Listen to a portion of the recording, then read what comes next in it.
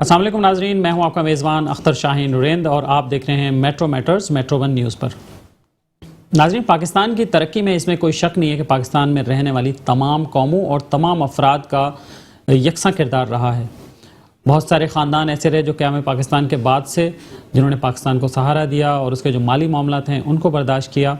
اس کے ساتھ ساتھ قیام پاکستان کے بعد سے لے کر پاکستان میں جتنے بھی لوگ آباد ہوئے اور پاکستانی شہریت ملی، انہیں پاکستانی شہری بنے، وقت گزرنے کے ساتھ ساتھ انہوں نے نہ صرف اپنے لیے یا اپنے خاندانوں کے لیے فلاح کی، بلکہ انہوں نے پاکستان کی ترقی میں بھی دن رات ایک کیا۔ پاکستان میں رہنے والے جو بنگالی ہیں اور پاکستانی شہریت ان کے پاس ہے، نسل در نسل وہ رہ رہے ہیں، قیام پاکستان سے وہ یہاں موجود ہیں، ان کے بہت سارے گلے شکوے ہیں اور ان کی شکایت ہیں جو کہ دور نہیں ہو رہی، اور ایک عرصے سے جد و جہد کا سلسلہ جو ہے وہ جاری ہے۔ آج ہم یہ جاننے کی کوشش کریں گے کہ پاکستان میں رہنے والے جو پاکستانی بنگالیز ہیں ان کے ساتھ ناروا سلوک کیوں ہو رہا ہے، انہیں برابر کا شہری کب تصور کیا جائے گا، اور جو ان کے مسائل ہیں انہیں کب ایڈریس کیا جائے گا۔ اس حوالے سے ہم بات کریں گے۔ ہمارے اسٹوڈیو میں ہمارے مہمان موجود ہیں، محترم شیخ محمد فیروز صاحب جو کہ چیئرمین ہیں پاکستانی بنگالیز ایکشن کمیٹی کے، اور اس کے ساتھ ساتھ سابق ٹاؤن ناظم بھی ہیں، کراچی کے ایک ٹاؤن میں ناظم بھی رہے ہیں۔ السلام علیکم شیخ محمد فیروز صاحب۔ وعلیکم السلام۔ کیسے ہیں آپ؟ ٹھیک ہیں، اللہ کرم۔ یہ بتائیے، نظامت کا ٹائم آپ کا کس پیریڈ میں رہا اور آپ کس وقت میں ناظم رہے اور کون سے ٹاؤن میں رہے؟ بسم اللہ الرحمن الرحیم، الحمدللہ رب العالمین۔ میں سن 2001 میں اورنگی ٹاؤن کا نائب ٹاؤن ناظم رہا، پھر سن 2002 میں 2 سے لے کے 2005 تک اورنگی ٹاؤن کا ٹاؤن ناظم رہا۔ اس وقت اورنگی ٹاؤن کی پاپولیشن 40 لاکھ تھی۔ یہ بتائیے کہ آپ نے بنگالیز ایکشن کمیٹی بنائی ہے، یہ کمیٹی کب بنائی ہے اور اس کا کیا مقصد ہے؟ یہ سن 1906 کو معرض وجود میں آیا، وہ اس وجہ سے کہ سن 1971 کے پہلے، یعنی 1947 سے لے کے 1971 کے بعد بھی جو لوگ پاکستان میں رہ گئے تھے، جناب شہید ذوالفقار علی بھٹو صاحب نے یہ کہا تھا کہ جو لوگ مشرقی پاکستان جانا چاہے وہاں چلے جائیں، جو پاکستان میں مغربی پاکستان میں رہنا چاہے مغربی پاکستان میں رہ جائے، ان کو تمام بنیادی حقوق دیگر قوموں کی طرح، دیگر برادریوں کی طرح ہمیں بھی ملیں گے۔ لیکن ایسا ہوا نہیں۔ آج بھی آپ ہمارے علاقوں کا وزٹ کریں، بنیادی سہولت تو 0% ہے، نہ پانی، نہ سیوریج، نہ روڈز، ضرورت زندگی کا، یعنی ہمیں تیسرے درجے کی شہریوں میں شامل کیا گیا، جبکہ الحمدللہ یہ وہ قوم اور برادری ہے جس نے سن 1940 میں قرارداد پاکستان کی بنیاد رکھنے کے لیے مولوی AK فضل الحق نے منٹو پارک لاہور میں قرارداد پاکستان پیش کیا، وہ بنگالی تھا۔ اسی طرح خواجہ ناظم الدین صاحب پاکستان کے وزیر اعظم رہے، نور الامین صاحب پاکستان کے نائب صدر رہے، جن کو بابا قوم قائد اعظم محمد علی جناح کے پہلو میں سپرد خاک کیا گیا۔ بالکل۔ ہمیں ہماری پریشانیاں، تکلیفیں ایک بنگالی سے، محب وطن پاکستانی بنگالی سے بہتر کوئی اور نہیں جان سکتا۔ ہمارے ساتھ جو ظلم زیادتی عرصہ 50 سال سے ہو رہی ہے، وہ شاید ہی کوئی قوم اور برادری کے ساتھ ہو رہی ہوگی، جس میں دیکھیں آج چند دن پہلے 10-12 दिन पहले डायरेक्टर FIA सिंध आमिर फारूकी साहब ने और दहशतगर्दों के साथ, गैर मुल्की तारकीन वतन के साथ बंगाली कम्युनिटी, पाकिस्तानी बंगालियों को भी उनके साथ जोड़ दिया, जो इंतहाई जुल्म और ज़्यादती के मुतरादिफ भी है। और मैं इस बात की सख्त मजम्मत भी करता हूँ अल्फाजों में। ये इस बारीकियों को, ये चंद हज़ार को 40 लाख में लाना, 40 लाख 4 मिलियन के फिगर में लाना, ये मुल्क के खिलाफ एक बहुत बड़ी साजिश थोड़ी है। सी वजाहत भी करें, कैसे, क्या किया उन्होंने? देखें, जब चंद चैनलों में आज से 3 हफ्ता पहले चंद हजार नादरा के कुछ करप्ट अफसरान को FIA ने गिरफ्तार किया, उसमें यह कहा गया कि चंद हजार शनाख्ती कार्ड इन्होंने जाली बनाए, जिस चेयरमैन नादरा और डायरेक्टर नादरा ने भी इस बात की, DG ने भी तस्दीक की। जब प्रेस कॉन्फ्रेंस पर डायरेक्टर FIA साहब आते हैं तो कहते हैं, फरमाते हैं मौसूफ के 3 से 4 मिलियन NRC कार्ड जाली बने गए हैं, जो बिल्कुल 100% झूठ के मुतरादिफ है, झूठ है बिल्कुल, और वो साबित भी नहीं कर सकते। अगर साबित कर सके तो मेरे साथ टॉक शो में आ जाए, बैठे। वो तो उन्होंने ओवरऑल बात की होगी ना, सारे पूरे पाकिस्तान में जितने भी बने, या सिर्फ बंगालीज की बात? सिर्फ सिंध की बात की। अच्छा, सिर्फ सिंध की बात की उन्होंने। ये हमें हमेशा से 1971 के बाद से जिन लोगों ने पाकिस्तान बनाया, पाकिस्तान के लिए कई मरतबा कुर्बानियाँ दी, उनको या तो दहशतगर्दों के साथ जोड़ दिया जाता है या गैर मुल्की तारकीन वतन के साथ जोड़ दिया जाता है। तो बंगाली एक्शन कमेटी बनाने का मकासद भी यही थे कि बराबरी की सतह पर, हम ये नहीं कहते हैं हमें औरों से और कौम से और बरादरी से बढ़ के हमें कोई हुकूक दिया जाए, लेकिन हम कहते हैं कि सिर्फ हम बराबरी का हुकूक चाहते हैं और हमारे साथ ये जुल्म ज़्यादती का अब ख़त्म होना चाहिए, बस बहुत हो गया। उसमें क्या हमने, सॉरी माजरत साथ बात काट रहा हूं, हमने हमेशा 1940 से लेके 1947 से लेके 1971 के जंगों तक, क़याम पाकिस्तान तक, और यहां तक के 1971 में चाहे जिस साजिश के तहत पाकिस्तान को 2 लख्त किया गया, उसके बावजूद हमने बांग्लादेशियों को का साथ देने के बजाय, बांग्लादेश का साथ देना बजाय, हमने अफवाज पाकिस्तान का साथ दिया।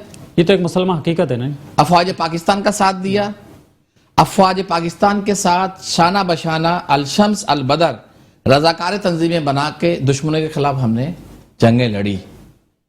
आज उस कौम को, उस बरादरी को जो तीसरे दर्जे की शहरी में शामिल किया जा रहा है, ठीक है।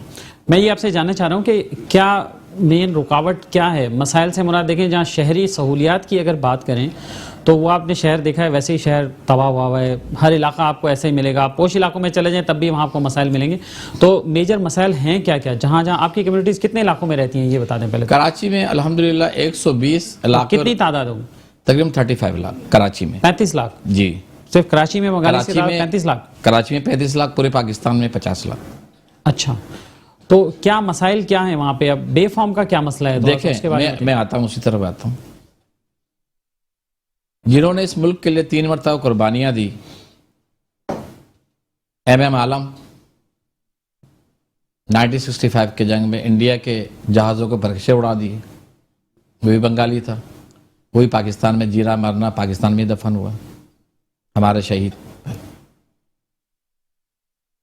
बात यह है अल्हम्दुलिल्लाह ये पाकिस्तानी बंगाली बरादरी और कौम जो है मजहब करीब बहुत नज़दीक है दीन इस्लाम के।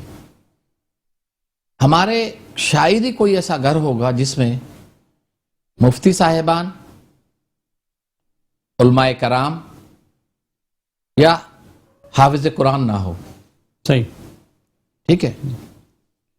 تو ایک اتنا مہذب قوم آخر اس کے ساتھ ہر 2-4 سال کے بعد کوئی نہ کوئی سازشیں کیوں ہوتی ہے؟ ہمارے ووٹوں سے وزیر اعظم اور صدر پاکستان بن جاتے ہیں، بعد میں ہم پھر تارکین وطن کے لسٹ میں شامل ہو جاتے ہیں. اس سے بڑا افسوس اور دکھ کی بات کیا ہوگی؟ ٹھیک ہے.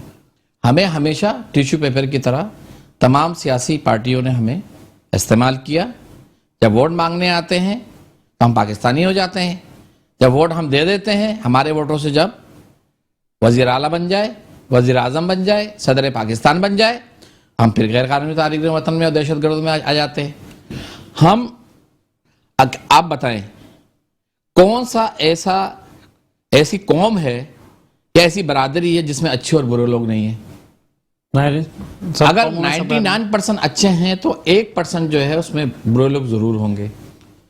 ان کا دیکھیں، غلط لوگوں کا، دہشت گردوں کا یا غلط مافیاز کا کوئی دین مذہب نہیں ہوتا. ان کا مذہب صرف غلط کاموں کی طرف ہے. ٹھیک ہے.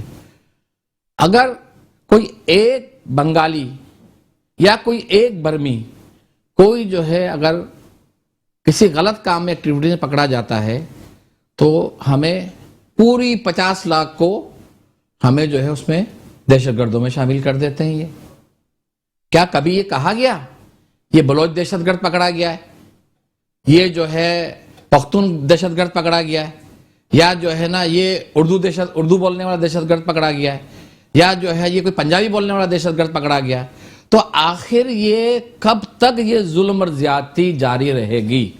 یہ بتائیے کہ آپ نے ریلی نکالی تھی کچھ دن پہلے، اس میں کیا آپ نے مطالبات رکھے تھے؟ ہم نے یہی مطالبات کیا. وزیر اعظم پاکستان، صدر Pakistan, chief justice of supreme court, chief justice of Sindh high court کہ وہ فوری طور پہ سوموٹو ایکشن لے. یہ ملک کے خلاف ایک بہت بڑا سازش ہونے جا رہا ہے. میں نے army chief general Qamar Bajwa صاحب سے اور جناب ISI چیف فیض حمید صاحب سے بھی میں نے اس دن ریکویسٹ کی، خدارا یہ ملک کے خلاف پھر ایک بہت بڑی سازش ہونے جا رہا ہے.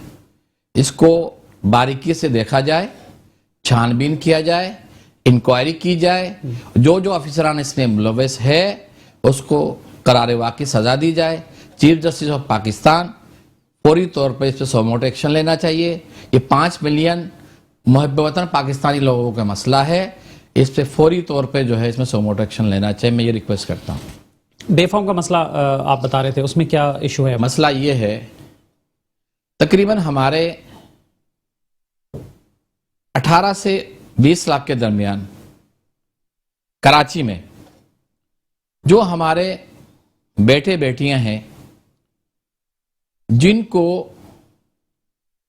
شناختی کارڈ ایشو نہ کرنے کی وجہ سے جن کی تعلیمیں میٹرک کے بعد ان کی ایجوکیشن وہ مکمل نہیں کر سکے، ان کے ماں باپ کے پاس ہیں، ماں باپ کو پاکستانی کہتے ہیں، باپ دادا کو پاکستانی کہتے ہیں، لیکن ہمارے بچوں کو پاکستانی نہیں مانتے. اس سے بڑا ظلم اور زیادتی اس ملک میں اور کیا ہو سکتا ہے؟ ہماری تو نسل کشی کی جا رہی ہے، ہماری نسل کشی کی جا رہی ہے. 18-20 لاکھ بیٹے اور بیٹیوں پر اگر شناختی کارڈ نہیں ہے سب کچھ ہوتے ہوئے تو اس سے بڑا ظلم اور زیادتی میرے خیال میں پاکستان میں کسی اور قوم اور برادری کے ساتھ نہیں ہو رہا. اور جہاں تک آپ نے کہا ترقیاتی کام، میں تو یہ کہتا ہوں، میں آپ کے چینل کو دعوت دیتا ہوں میرے ساتھ وزٹ کریں. اگر آپ لوگوں کو رونا نہ آئے ان کے حال دیکھ کے پھر بات ہے. تو پھر یہ جو لوگ ووٹ دینے آتے ہیں یہ وہاں نہیں آتے علاقے میں؟ آپ انہیں لے کے نہیں جاتے، دکھاتے لوگ؟ میں نے آپ کو بتایا بڑے بڑے وعدے کرتے ہیں، بڑے بڑے وعدے کرتے ہیں، کہتے ہیں ہم پتہ نہیں کیا کچھ آسمان سے توڑ کے تارے بھی لا دیں گے. ووٹ لینے کے بعد وہ 5 سال نظر ہی نہیں آتے. ٹھیک ہے. اور میں اس پروگرام کے توسط سے اپنے برادری قوم کو بھی یہ پیغام دینا چاہتا ہوں، خدارا آپ لوگ بھی اپنا ایک امام اور ایک تعین کر لیں تاکہ آپ لوگ بھی ایک متحد ہوں گے, قوت ہوں گے, تو آپ کو اپنا حقوق لینا جو ہے وہ بہت آسان ہو جائے گا. اور آپ لوگ بٹے رہیں گے, 50 سال ہو گئے, 200 سال اور ہو جائیں گے, پھر بھی آپ کا حال یہی رہے گا. تو اگر بے فارم نہیں ہو رہا تو پھر بچوں کی تعلیم کیسے ہو رہی ہوگی؟ دیکھیں تعلیم تو بالکل اس کے لیے ضروری چیز ہے. بے فارم آدھے سے زیادہ لوگوں کے پاس ہے, اس کے باوجود ان کو NRC نہیں دیا جائے. اچھا, کیا اعتراض کیا آ رہا ہے؟ اعتراض کچھ نہیں, وہ FIO کو بھیج دیتے ہیں, IB کو بھیج دیتے ہیں, بنگلہ سیل کو بھیج دیتے ہیں, 10 سال لگ جاتے ہیں وہاں سے واپس آنے نادرا میں تو انکوائری. اچھا بہترین سسٹم ہے کہ اس میں فیملی ٹری آ جاتی ہے, آپ کے دادا, آپ کے پردادا. نادرا کا سسٹم کا تو جواب ہی نہیں ہے. جواب اس لیے نہیں ہے, ایک ہماری بہن ہے, اس کے 5 بچے ماشاءاللہ جوان ہونے والے ہیں. جب اس کا شناختی کارڈ بننے نادرا میں گیا تو ہسبینڈ نے انگوٹھا لگا کے ان کے فارم کو اوکے کیا.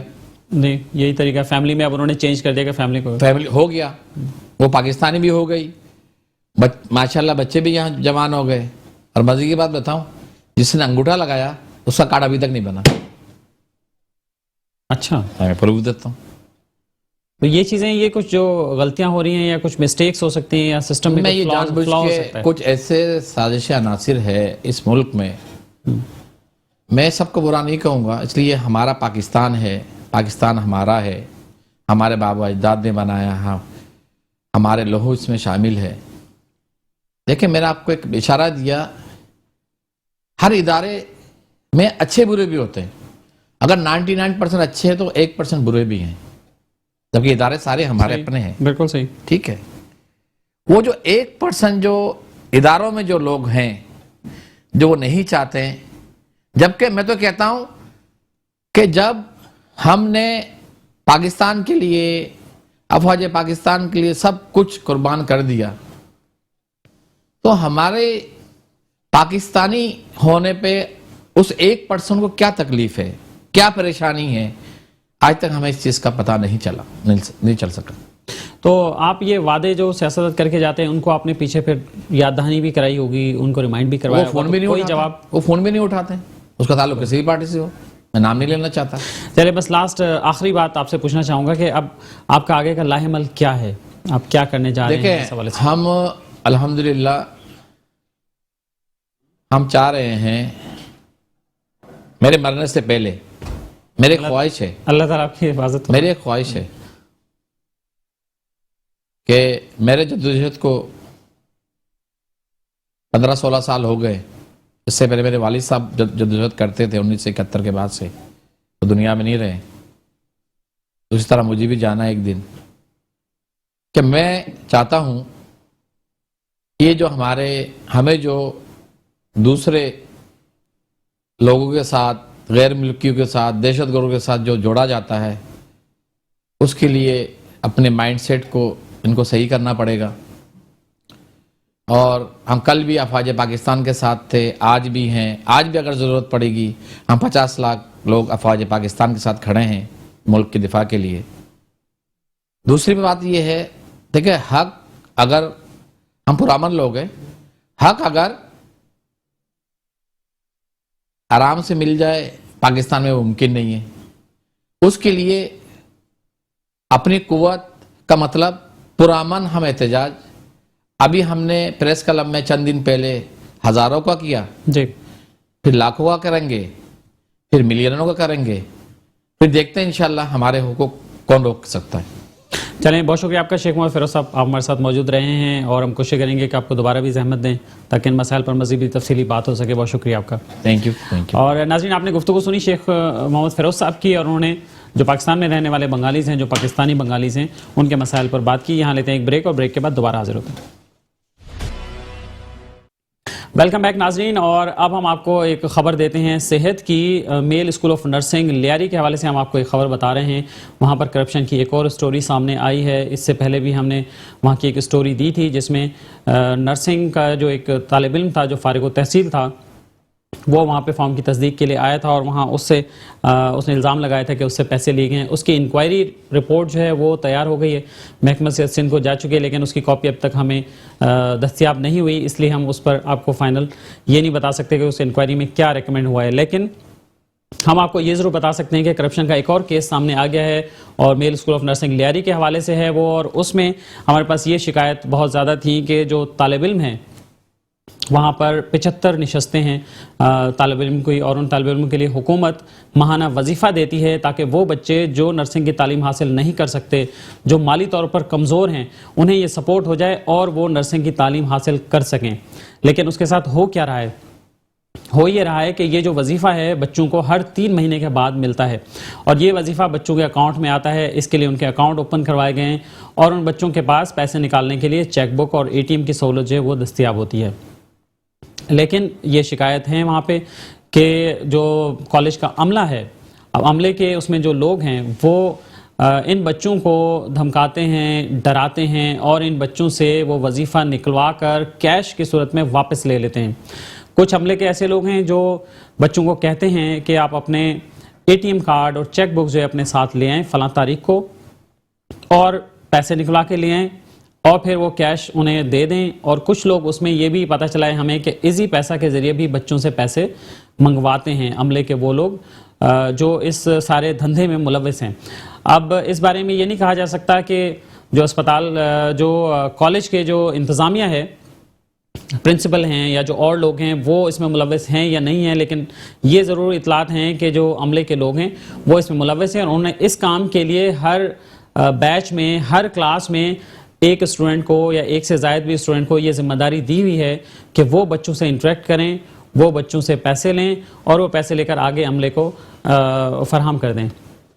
اس سلسلے میں ہمارے پاس ایک ویڈیو بھی آئی ہے اور وہ ویڈیو میں چاہوں گا کہ پہلے آپ کو دکھاؤں, آپ وہ ویڈیو خود دیکھ لیں, چونکہ یہ ایک ایسا موضوع ہے جس پر جب ہم نے موقف جاننے کے لیے متعلقہ وہ کام سے رابطہ کیا کالج کی انتظامیہ سے, دیگر لوگوں سے, تو وہ اس بات کو ماننے کے لیے تیار نہیں تھے کہ ایسا کچھ ہو ہی نہیں سکتا. تو سب سے پہلے وہ ویڈیو دیکھتے ہیں, آپ وہ ویڈیو دیکھیے اور پھر اس کے بعد بات چیت کا سلسلہ آگے بڑھاتے ہیں.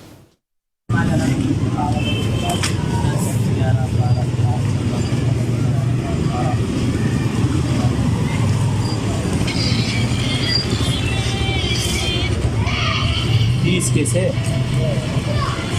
1 10 11 12 13 14 15 16 17 18 19 20 21 22 23 24 25 26 27 28 29 30 31 32 5000 صاحب ہمارا ڈیو شوی ما سره نشته دی قسم دی را سره نشته دی میډیسن لور کوم ما سره خپل نشته دی زه 2000 روپۍ غواړم ما دا والا زه تعالی راکوم خبره زما په وره ها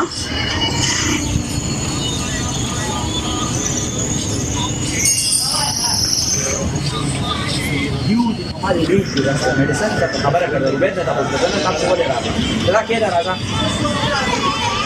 استفاده پته راغله ما ما ما ډیو شوی ما مولو زار ورته بس رول مې نه یار مخکې مې ورکول دی رااله د دې د مانو تاسو یار هغه ما ویل ما له ودار ہمارے میڈیسن والے پیسے دی ہمارا روڈ مہربانی یہ وقت نہیں مور صبر ہوتا ہمارے دیکھا مہربانی نن زرا من زولے السلام علیکم. جی ناظرین, آپ نے یہ ویڈیو دیکھی اور اس ویڈیو میں بالکل صاف صاف نظر آ رہا ہے کہ اس میں اسٹوڈنٹس موجود ہیں اور ایک لڑکا جس کے بارے میں بتایا جا رہا ہے کہ وہ غالباً 2nd ایئر کا اسٹوڈنٹ ہے یا 3rd ایئر کا اسٹوڈنٹ ہے, وہ بچوں سے پیسے کلیکٹ کر رہا ہے. اور یہ پیسے کوئی 1000 2000 5 10,000 15,000 20,000 نہیں ہیں, 30,000 بھی نہیں ہیں, اس سے بھی زیادہ یہ رقم ہے. ہمارے پاس تو یہ اطلاع ہے کہ بچوں کو اسٹائپنڈ جو ملتا ہے آفٹر 3 months وہ تقریباً 47,000 سم تھنگ کا کچھ اماؤنٹ آتا ہے, اور اس میں سے یہ الزام ہے کہ 45,000 روپے عملہ جو ہے وہ واپس لے لیتا ہے ہر بچے سے, اور اس کے بعد وہ اپنا کام جو ہے وہ سیدھا کر لیتے ہیں. یہ جو ویڈیو ہے یہ ایک ایسا ایویڈنس ہے جس کی انکوائری بھی ہونی چاہیے اور اس کی تحقیق ہونی چاہیے کہ یہ کیا ہو رہا ہے وہاں پر, اور اس میں کون لوگ ملوث ہیں, اور جو لوگ ملوث ہیں ان کے خلاف بھی اس میں کارروائی ہونی چاہیے. اس حوالے سے ہم نے کل بھی رابطہ کرنے کی کوشش کی, آج بھی رابطہ کرنے کی کوشش کی, اس کالج کی جو پرنسپل ہیں محترمہ شبانہ بلوچ صاحبہ، ان سے ہم نے رابطہ کرنے کی کوشش کی، لیکن انہوں نے اس موضوع پر بات کرنے سے انکار کر دیا اور انہوں نے کہا کہ وہ ان کے پاس اتنا فالتو ٹائم نہیں ہے کہ وہ اس موضوع پر بات کریں۔ اور اس کے ساتھ ساتھ ہم نے رابطہ کیا سندھ ینگ نرسز فیڈریشن کے چیئرمین جناب عزیر رستم بلوچ صاحب سے بھی ہم نے رابطہ کیا، تو وہ بھی ہمیں دستیاب نہیں ہوئے اور ان کا بھی یہ کہنا تھا کہ ان کے نالج میں ایسی کوئی بات نہیں ہے، لیکن وہ اس بات کو دیکھیں گے اس معاملے کو، تاہم وہ بات چیت کرنے کے لیے تیار نہیں ہوئے۔ اس کے ساتھ ساتھ میں آپ کو اسکرین پر کچھ اور چیزیں دکھانا چاہتا ہوں۔ واٹس ایپ کے وہ چیٹس آپ کو دکھانا چاہتا ہوں۔ واٹس ایپ کے گروپس بنے ہوئے ہیں اسٹوڈنٹس کے، میل اسکول آف نرسنگ لیاری کے، اور واٹس ایپ کے گروپس پر جن عملے نے جن اسٹوڈنٹس کی ذمہ داری لگائی ہوئی ہے کہ وہ کلیکشن کر کے دیں گے، وہ اسٹوڈنٹس کو کہتے رہتے ہیں، گاہے بغیر ریمائنڈ کرواتے رہتے ہیں کہ بھائی آپ لوگوں نے آنا ہے اور پیسے لے کے آنے ہیں، اور واٹس ایپ کے میسیجز میں کلیئر کٹ یہ پڑھا جا سکتا ہے کہ بچوں کو یہ کہا جا رہا ہے کہ آپ فلاں دن فلاں تاریخ کو اپنی چیک بکس اور اپنے اے ٹی ایم کارڈز وہ ساتھ لے آئیں۔ اور پھر کچھ میسیج میں یہ بھی کہا گیا ہے کہ فلاں بچے رہ گئے، فلاں نے دے دیے، فلاں بچے رہ گئے ہیں جنہوں نے ابھی تک نہیں جمع کرائے۔ اور پھر یہ بھی کہا گیا، بچوں کو تھریٹ بھی کیا گیا کہ بھائی اگر کسی کو مسئلہ ہے، کسی بچے کو، کوئی بچہ اگر اپنا اسٹائپنڈ نہیں دینا چاہتا تو فلاں صاحب سے بات کر لے۔ اب اس میں چیٹ میں یہ نام بھی کلیئر کٹ ہیں، اور اگر اس کی انکوائری ہوگی تو پھر یہ سارے نام واضح طور پر سامنے آ جائیں گے۔ تو یہ ہم نے آپ کو ایک سٹوری بتائی ہے کہ یہاں پر میل اسکول آف نرسنگ لیاری میں کیا ہو رہا ہے، اور وہاں بچے تو مجبور ہیں، انہوں نے پڑھنا ہے اور اس کے بعد پھر وہیں سے فارغ و تحصیل ہونا ہے۔ ہم نے کوشش کی تھی کہ کچھ بچوں سے رابطہ ہو جائے ہمارا، اور اگر وہ آن کیمرہ بات کر سکیں تو ہم انہیں آن کیمرہ بھی لے آئیں، لیکن بچے خوف زدہ ہیں اور وہ اس موضوع پر زیادہ آن کیمرہ بات نہیں کرنا چاہتے ہیں، اور وہ انتظامیہ سے بھی خوف زدہ ہیں اس حوالے سے۔ تو ہم نے اپنے لیے پوری کوشش کی ہے کہ جو حقائق ہیں وہ آپ تک ہم لے آئیں، اور جو حقائق ہمارے سامنے آئے وہ ہم نے آپ کو پیش کر دیے ہیں۔ اور اگر انتظامیہ، کالج کی انتظامیہ یا اور جو متعلقہ لوگ ہیں، اگر وہ اپنا موقف اس پہ دینا چاہیں تو ضرور ہم سے رابطہ کر سکتے ہیں، اور ہم اپنے اگلے شو میں ان کا بھی موقف ضرور پیش کریں گے۔ یہ ہم نے آپ کو اسٹوری بتائی، اور اس کے علاوہ ہم آپ کو ایک اور اسٹوری یہ بتاتے ہیں محکمہ صحت سندھ کی۔ محکمہ صحت سندھ جہاں کرونا کی وبا چل رہی ہے اور کرونا کی چوتھی لہر چل رہی ہے، ویسے تو ظاہری طور پر یہ دیکھنے میں آتا ہے کہ محکمہ صحت سندھ زبانی کلامی تو بہت زیادہ کام کر رہا ہے، اور زبانی کلامی بہت ساری باتیں ہو رہی ہوتی ہیں، لیکن یہ سارے اقدامات نمائشی لگتے ہیں۔ کیوں نمائشی لگتے ہیں؟ اس لیے نمائشی لگتے ہیں کہ محکمہ صحت سندھ اور جو ان کی لیڈرشپ ہے وہ جو بھی بات اپنی کہہ رہی ہے اس بات پر وہ عمل درآمد نہیں کروا رہے ہیں۔ مختلف ویکسینیشن سینٹرز تو بنے ہوئے ہیں، لیکن ایک اہم مسئلہ جو دوسری جانب ایک آ رہا ہے وہ یہ آ رہا ہے کہ کوارنٹائن فیسلٹیز سے جو مریض ہیں وہ فرار ہو رہے ہیں۔ اور وہ مریض کون ہیں جو فرار ہو رہے ہیں؟ وہ مریض ہیں جو بیرون ملک سے آ رہے ہیں۔ ہمارے یہاں پاکستان میں جتنے بھی ویریئنٹس آئے ہیں اب تک، اور اب جو ڈیلٹا ویریئنٹ بھی چل رہا ہے، دیکھیں اس میں لوکلی کوئی اس کی ٹرانسمیشن جو ہے نا وہ ہمارے پاس نہیں ہے، بلکہ یہ وہ ویریئنٹس ہیں جو باہر سے آئے ہیں، پاکستان سے باہر سے، اور وہ وہاں پر جیسے ہی فلائٹس یہاں لینڈ کرتی ہیں تو اصولی طور پر انٹرنیشنلی تو یہ ہوتا ہے اور یہ ہونا چاہیے کہ پوری فلائٹ کی اسکریننگ ہونی چاہیے، اور یہاں پر بھی اسکریننگ کا عمل جو ہے وہ کیا جاتا ہے لیکن ریپڈ ٹیسٹ کی مدد سے کیا جاتا ہے۔ اب ریپڈ ٹیسٹ میں آپ فوری طور پر کوئی اگر پازیٹیو آتا ہے پیشنٹ تو اس کا تو پھر آپ آگے PCR کروا سکتے ہیں اور اس کی مزید تصدیق جو ہے وہ آپ کر سکتے ہیں، لیکن ریپڈ ٹیسٹ میں جو ٹرو فالس کا ریشو ہے وہ کافی زیادہ رہتا ہے، اور اس میں ریپڈ ٹیسٹ میں جو پیشنٹ نیگیٹو اس وقت آ رہے ہوتے ہیں ان میں بعد میں بھی پازیٹیوٹی دیکھی گئی ہے۔ یہ جو محکمہ صحت کے افسران ہیں وہ اس بات کو نوٹ کر رہے ہیں، اور انہیں اس بات پر خاصی تشویش ہے کہ جو فلائٹس باہر سے آ رہی ہیں ان کی پوری اسکریننگ نہیں کی جا رہی، اور سارے فلائٹس کے جو لوگ ہیں وہ پورے کے پورے لوگوں کو کوارنٹائن نہیں کیا جا رہا۔ جب پوری دنیا میں یہ کوارنٹائن کی ہے بات، اور اس پہ ساری حکومتیں یہ کر رہی ہیں کہ جو بھی شہری بیرون ملک سے وہاں آتا ہے تو اسے 10 دن کے لیے کوارنٹائن کیا جاتا ہے یا 2 ہفتے کے لیے کوارنٹائن کیا جاتا ہے، تو پھر پاکستان میں ایسا کیوں نہیں ہے؟